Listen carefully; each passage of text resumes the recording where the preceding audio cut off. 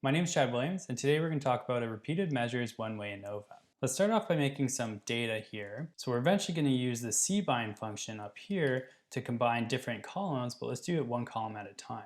The first thing I need is to create three different distributions because I'm going to have three levels of an independent variable here. So let's start off by going our norm of let's say 50 people, a mean of 20, and a standard deviation of 4. That's our first distribution. So the second level gets the same treatment, but with a different mean. I'm going to try and keep the standard deviations the same. Then finally we get the third one, and that is, looks like that. So all this together gives us three different distributions of 50, which totals to 150 data points. And that's going to be our first column. Next, what we want to do is create ID variables for all of our levels. We have three different levels here, so I'm going to use the repeat function, and then I'm going to put 1 to 3 for each of our levels, and then I'm going to put comma 50 because we're going to have each level has 50 data points. If we did this, what it'll just give us is 1, 2, 3, 1, 2, 3, 1, 2, 3, and so forth. So what we want to actually do is sort this so that all the 1s are together, all the 2s are together, and all the 3s are together just like this. So let's put this as our second column. Now we need a third column here, and because the package that we're going to use later requires it. And this one is subjects. So what we have is a repeated measures design, which means we have the same people doing three different levels. So what we want to do is just have 1 to 50 over and over again. And actually I don't need to do it down here. I could just go 1 to 50 here.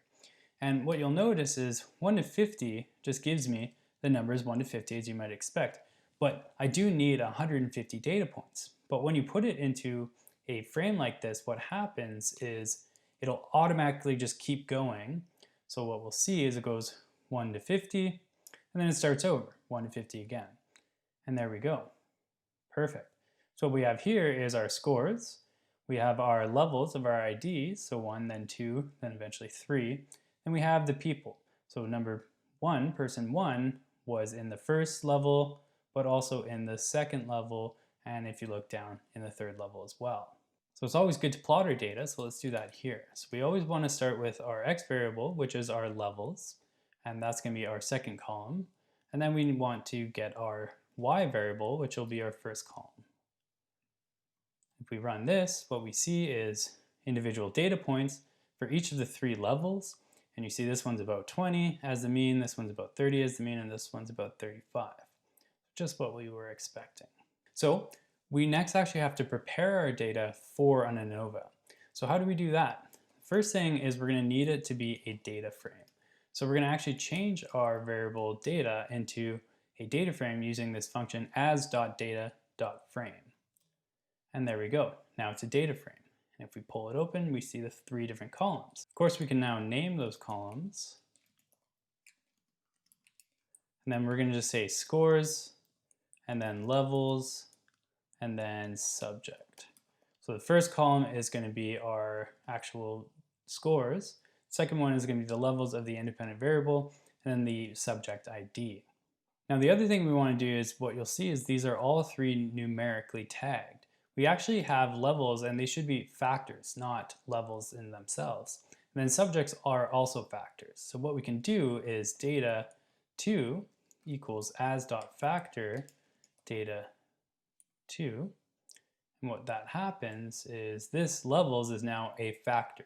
And that changes the way that the Anova is going to look at it. We could do the same thing for our subjects variable. That looks like this. And there we go. So what's next? We're going to use the easy package, and we're going to use our easy Anova. So we can say Anova underscore results equals easy Anova.